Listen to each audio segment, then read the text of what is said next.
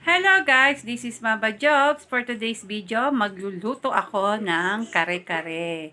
At kung kayo ay bago pa lang sa aking channel, kayo ay mag-like, subscribe, at i-click ang notification bell. Diyan muna kayo guys at ihahanda ko lang yung mga gagamitin ko sa pagluluto. Bye muna!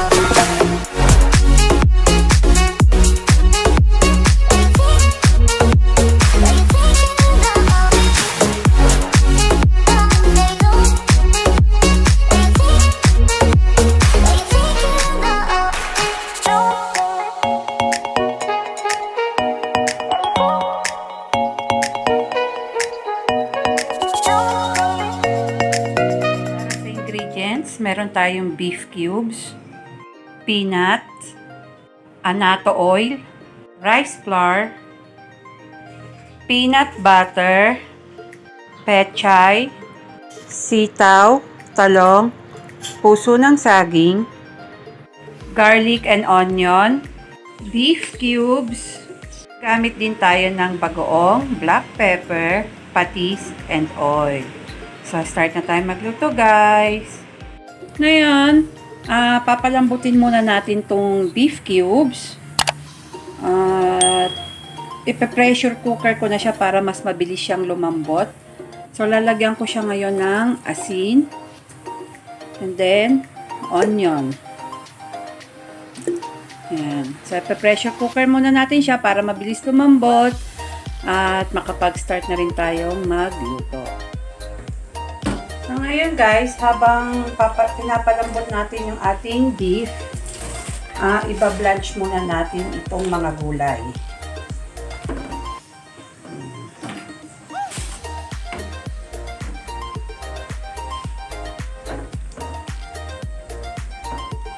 So, inuna ko na itong pechay.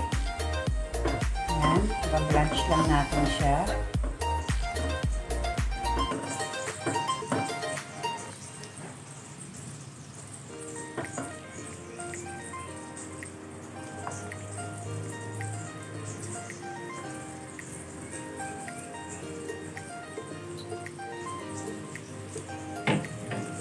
After ng pechay, itong talong.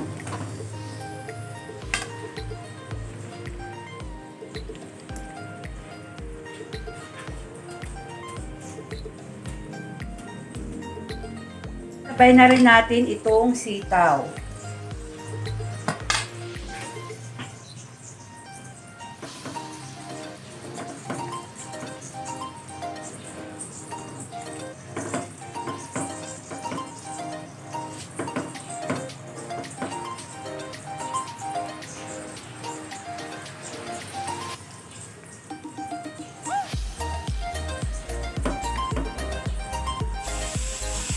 So yan, kunin na natin itong talong.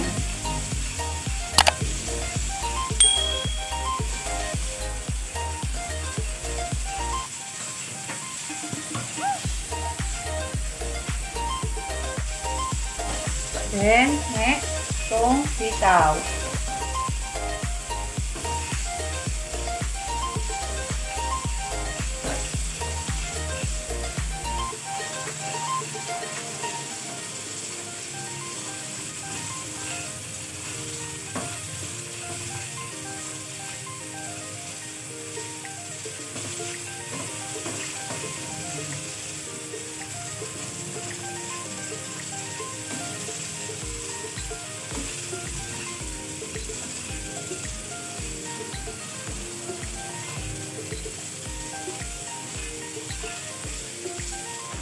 Then, after ng sitaw, ipa-blanch ko na lang din itong puso ng saging.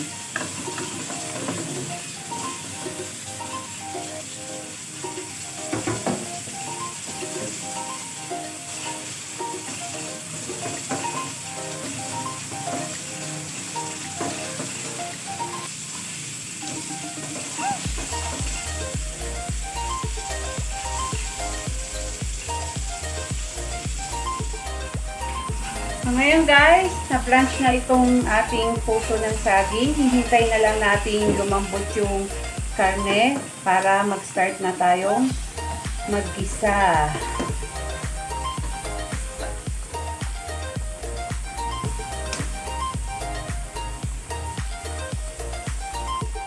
Start na tayo magluto.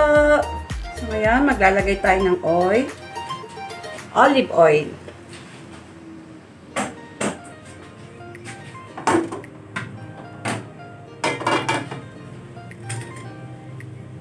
And then, lalagay natin tong rice flour.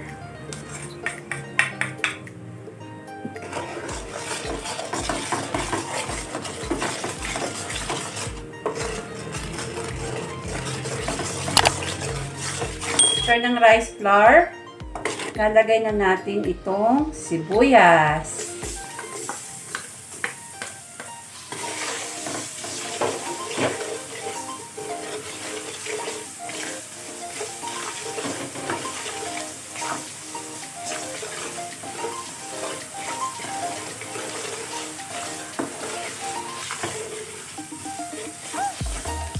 After ng sibuyas, itong bawang.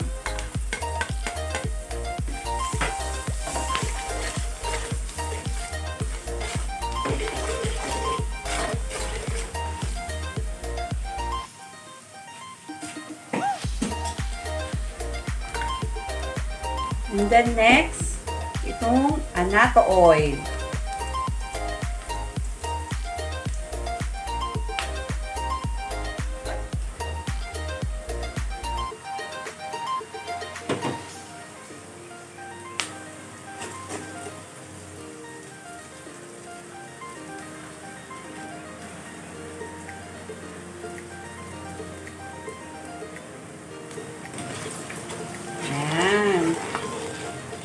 Ganda na ng kulay.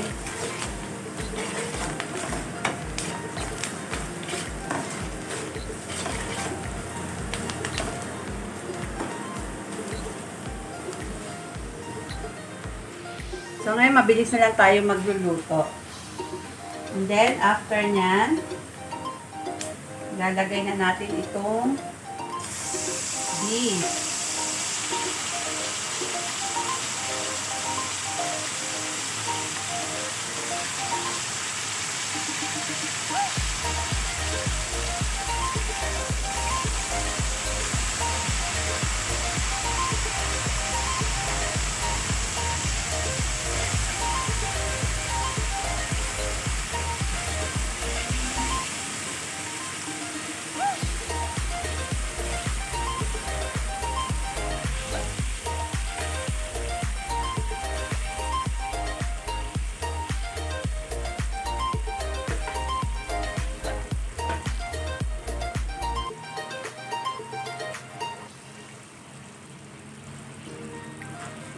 So, ayan guys, ang pinangsabaw ko dyan, yung broth na pinaglagaan ng beef. Para yung lasa, nandyan pa rin.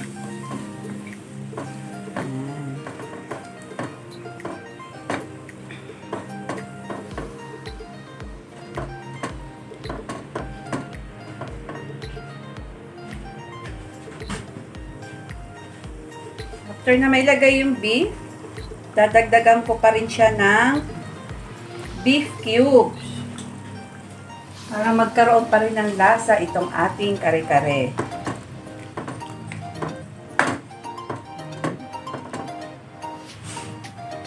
After ng beef cubes, ilalagay ko na itong peanut butter.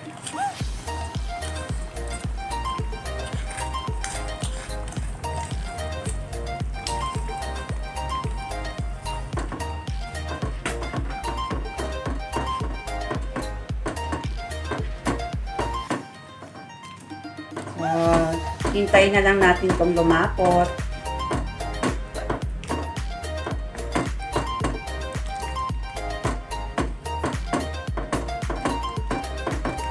And after ng patunaw na itong peanut butter, maglalagay rin tayo ng crush na peanut.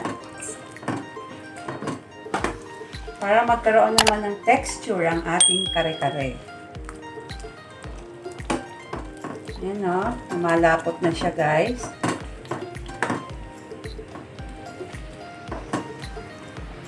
Mag-add tayo ng pepper. Gusto ko medyo merong lasang pepper ang mga niluluto kong ulam. And then, add tayo ng patis.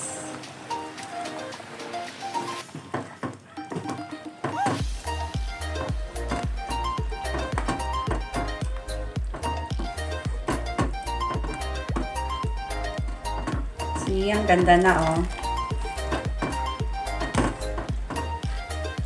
And then, i-add na natin ang ating gulay na binlunch natin kanina. Ayan.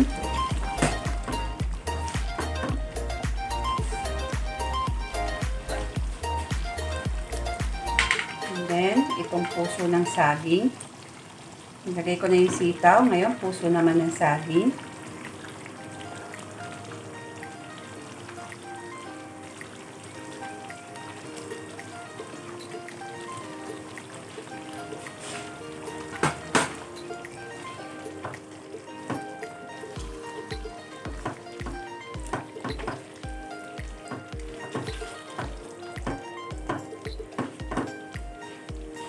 And then, add na natin itong talong. So, ganyan lang guys, kasimpleng gumawa ng kare-kare. Ayan. So, ayan na guys. Ito na ang ating kare-kare. Kung nagustuhan nyo ang aking video, kayo ay mag-like, subscribe, at i-click ang notification bell. And please, don't forget to share guys. Bye!